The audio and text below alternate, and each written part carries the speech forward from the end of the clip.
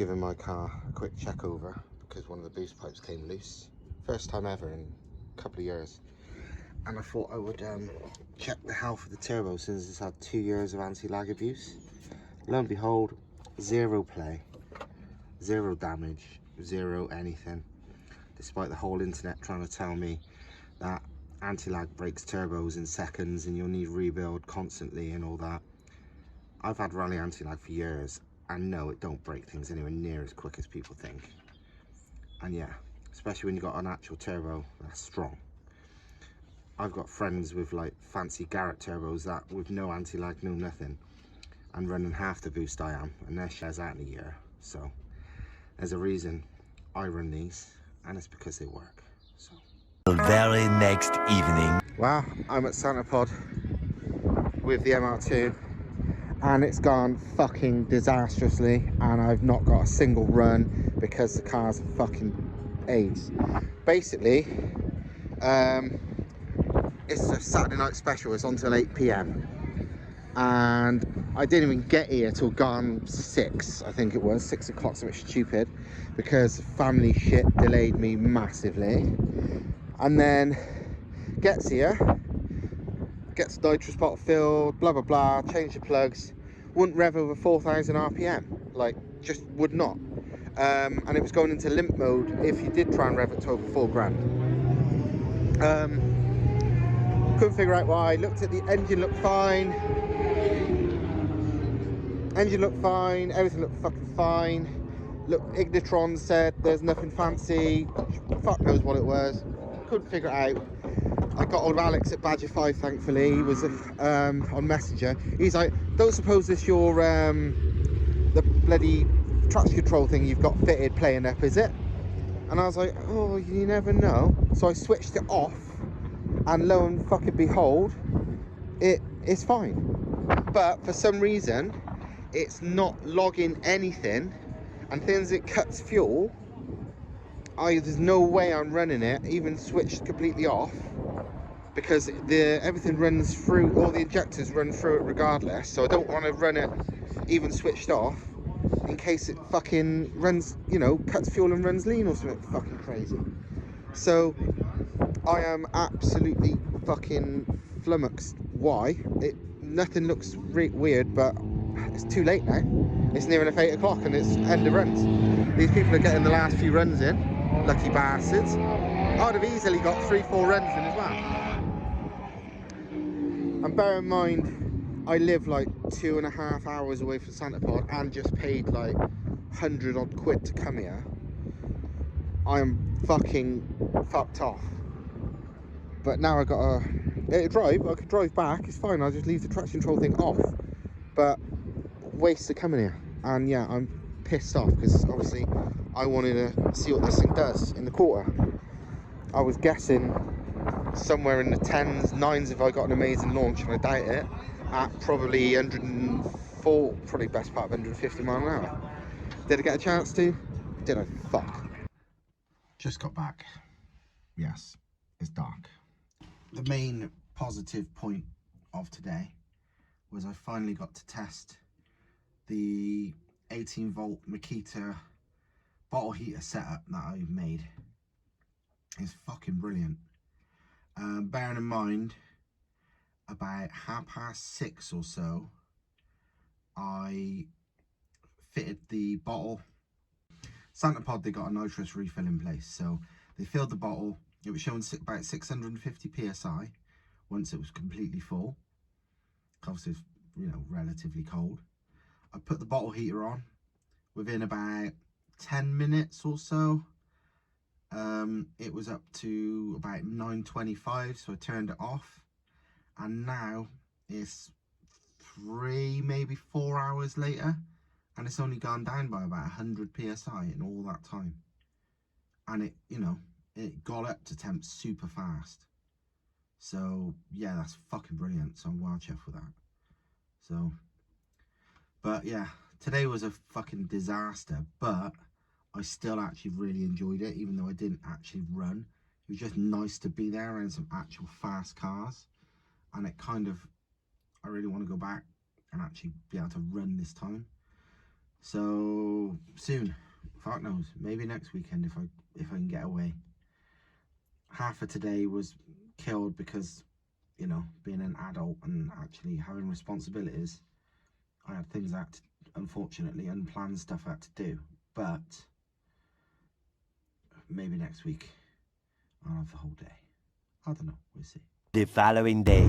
After yesterday's 5.5 hour, 6 hour drive to Santa Pod and back, today I plan to fix the little problem, seeing as, well, I didn't hardly film anything at Santa Pod or after because everything went wrong and I didn't have time. I wasn't gonna try and make a fucking YouTube video rather than try and make, you know, try and run the car.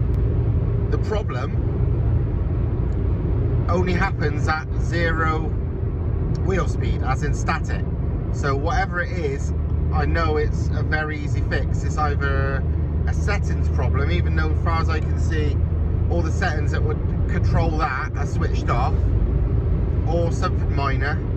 So I was going to fix it today, but instead I'm doing a 6 hour plus round trip to Cadwell Park, the racetrack. Not to go on track, I'm actually in my daily driver. I'm gonna go buy some parts.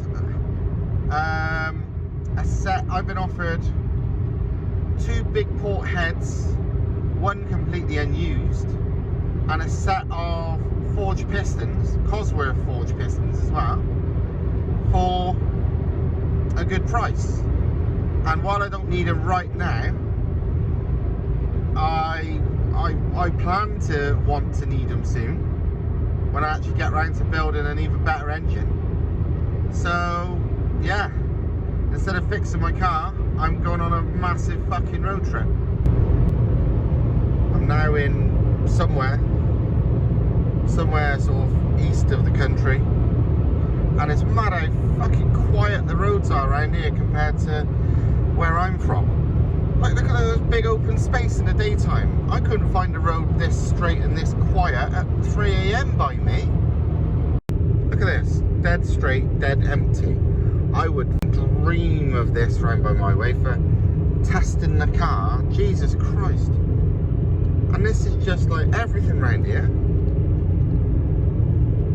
Just, this shit doesn't exist where I live. Things are not flat like this and straight and completely fucking deserted. If it was by me, this would have fucking tyre tracks all the way up and down for people bloody testing. Nothing around here, it's amazing. So I'm constantly like doing these little recordings, but it just blows my mind how much of a ghost town this place is. I mean, there's houses, I'm going past houses, but you see fucking nobody, no cars. It's just quiet as fuck. It's amazing. It's literally your own fucking playground. I ain't joking. When it was COVID lockdown by me, there was more traffic than this. Early the next morning. Show something in the boot of my car that I picked up yesterday. These. Basically, I went and picked up 2 big port 180 heads. One unused, which is like incredibly rare in this day and age, and one used but didn't look like much, and a set of forged pistons, which are Cosworth ones, again, which are very barely used, and allegedly it come off out of a MR2 Formula 2 engine, as in the F2 race cars. The Formula 2 race cars used to run 180s, making about 400 and I think they were 450 brake and then nearly 500, 485 of overboost or something, you know, on a button like they do for overtaking, you know, push to pass and all that shit. Anyway, didn't know much about the heads, bought them anyway. I didn't realise until I got home, even the heads are actually, they're MR2 F2 cylinder heads.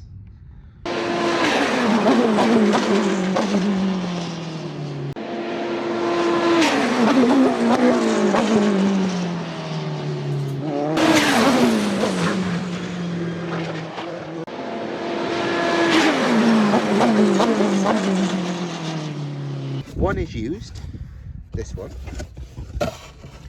but barely. And it's got, didn't realise, again, even the guy wasn't sure. He said, oh, it's got a load of spares, it's got a load of valves and stuff in it. It's got Stav-Tech inlet and exhaust valves. So it's got uprated inlet and exhaust valves. And this one is, again, mount-tune job, absolutely brand new. And a set of pistons. They're not Wasners. They're just in a Wasner box because there was a, it says Wasner MR2 because the guy was an MR2 person. But look, forged billet, Formula 2 pistons. Obviously, come with circlips. I'm just videoing. Oh, you got them here? Yeah, I brought them with me. Oh shit! Oh yeah, you said. Oh shit! Yeah, they're pretty fucking sexy, aren't they? And yeah, these are used, but barely. Look. Yeah, that's fucking cool. That's new. That's basically new. Three the first blocks now, do you? Basically, yeah. Big ass. Yeah. This is a used head with Stav-Tech valves in it. No, you think not? Mate, look at this. That's barely used. Very, very light use. Pretty sure they're unported. No, it's not my head. They're just as cast. But obviously, when you're making less than 500 brake, and that's cast, I'm making well over 600 with a nitrous with an as cast small port head. This is sweet. That is literally brand new. Yeah. Absolutely brand new. So yeah, pretty fucking sexy. But yeah, one of those lucky purchases. Several days later. End of an era, the very dusty but very big spec Time Attack Sylvia is off to a new home. Get a feeling it's having a 2J in it, which is quite cool. So don't know what it looked like in the future, so wonder if we'll even recognise it. We'll see. Just made some changes to the turbo oil feed and also his traction control thing, and seeing if it fixes a couple of weird little problems.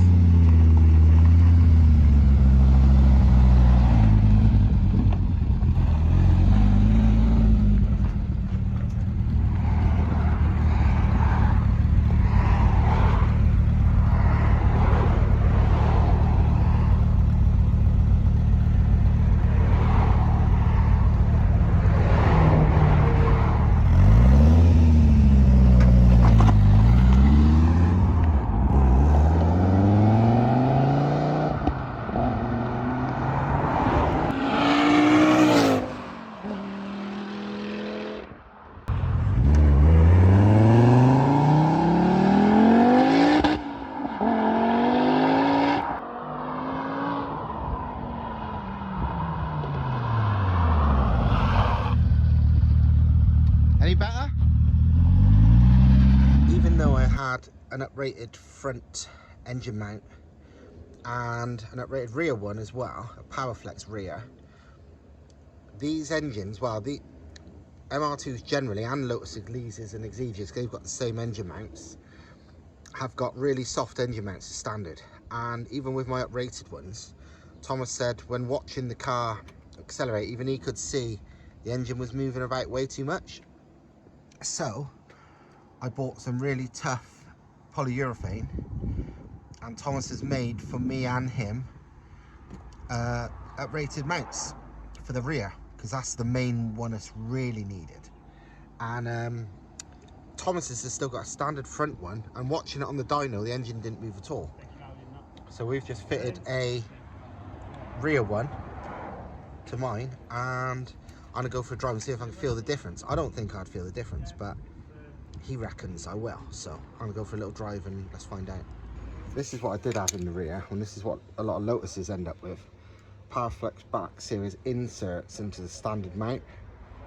But now Thomas has made a complete polyurethane version, and let's see the difference. I didn't believe I'd feel the difference with this new rear mount. Thomas said I would, and he's right. There's a lot less, I don't know what you want to call it, but like transmission shunt.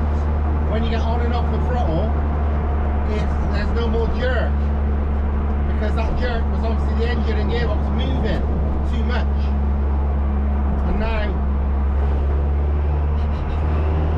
there is, well, there's none at all.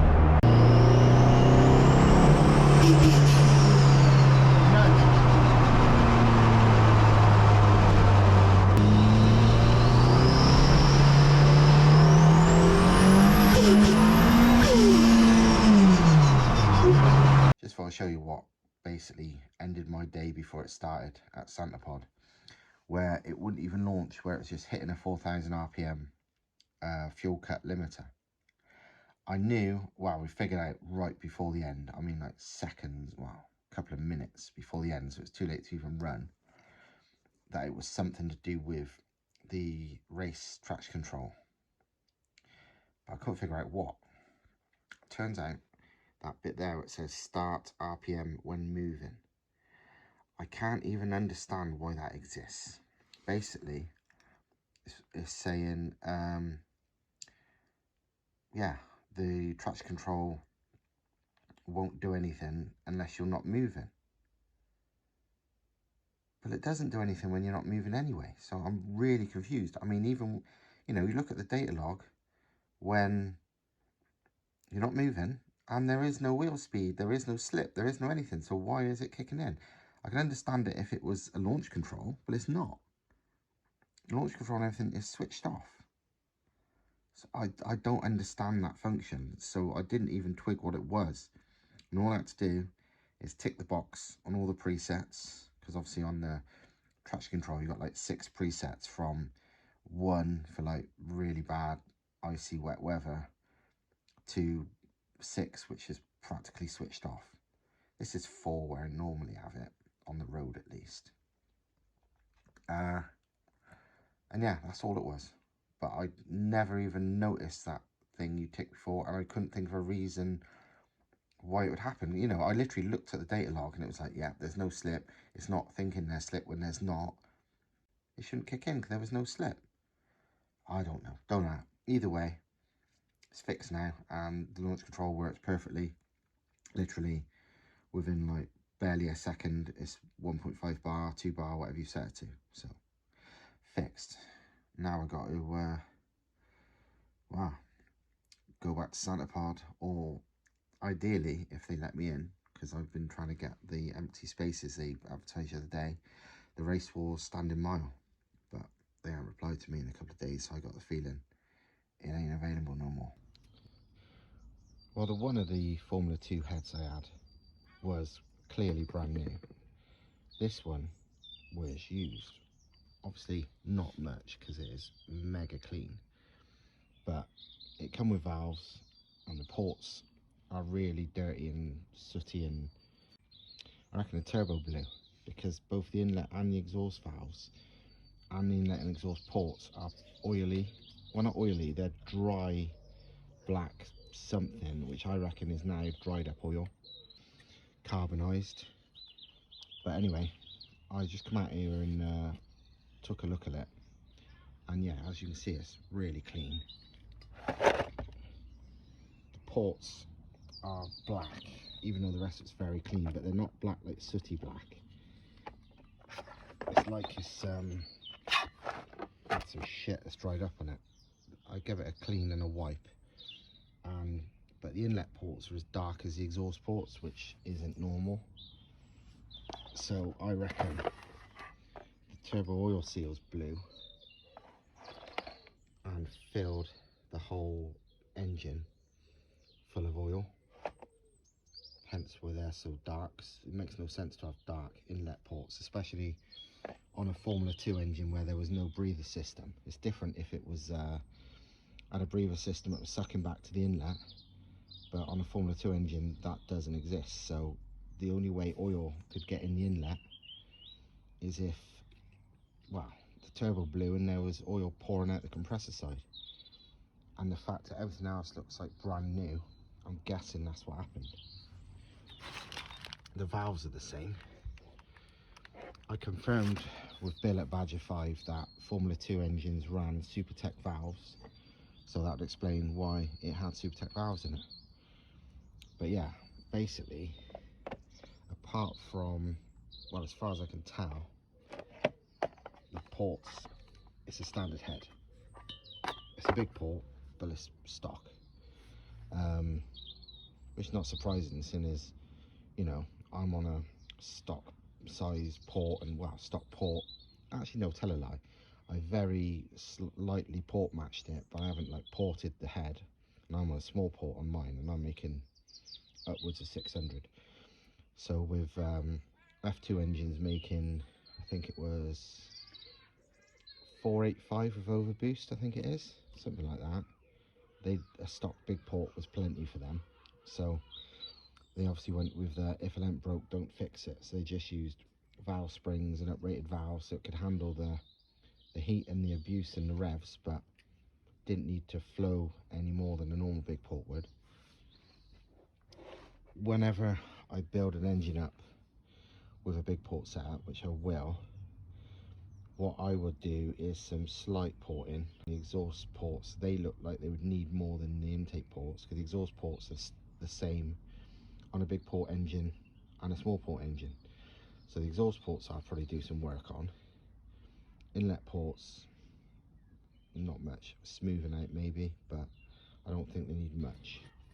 Weirdly, that little thing there is probably the most proof that it's a Formula 2 engine. Well, as if the fact it says F2 on everything isn't hint enough. I wondered what this was, and then I found, well, I looked up some pictures of Formula 2 engines, and they've all got that. All it is because that's the thermostat, not the thermostat housing, that's the water outlet, and the coolant temp sensor goes there. And on the F2 engines, because it ran a Pectel ECU, they didn't run the standard sensor wiring, and the wire that came out of the sensor went through that. That's just a little wiring clip. So it's exactly the same on the F2 engine, which I'll post up a picture along with this video, maybe now. But yeah, it's a very fresh head. But I've also got the completely unused brand new one, but I'll save that because this head is absolutely fine.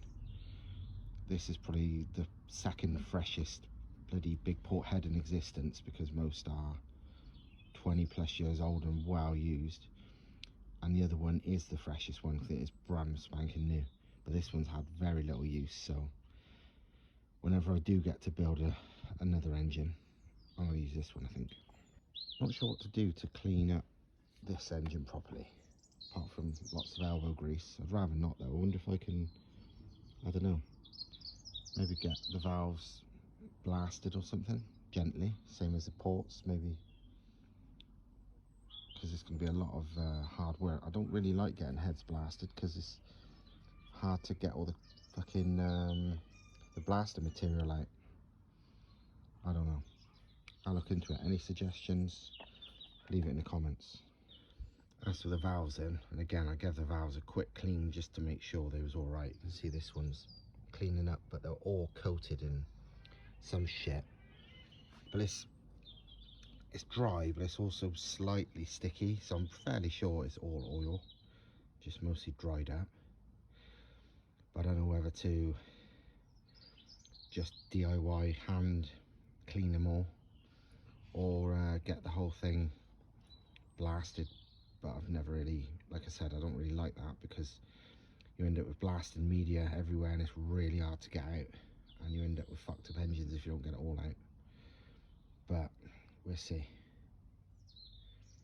To be honest, I'd love to just get this ported by somebody else, but again, that's loads of money, and most places